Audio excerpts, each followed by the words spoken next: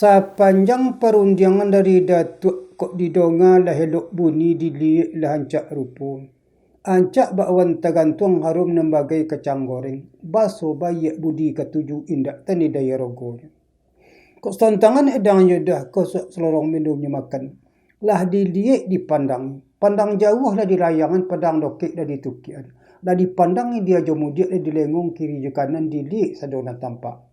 Lah rancak susun bak sirih lah elok kotok bak pigaran. Sultan Saidi rang piaman me pandai bapupuk batang padi. Copik kaki ringan tangan pandai motok susun cangki. Sontang nedangan jodah kotok serorong minum makan ke.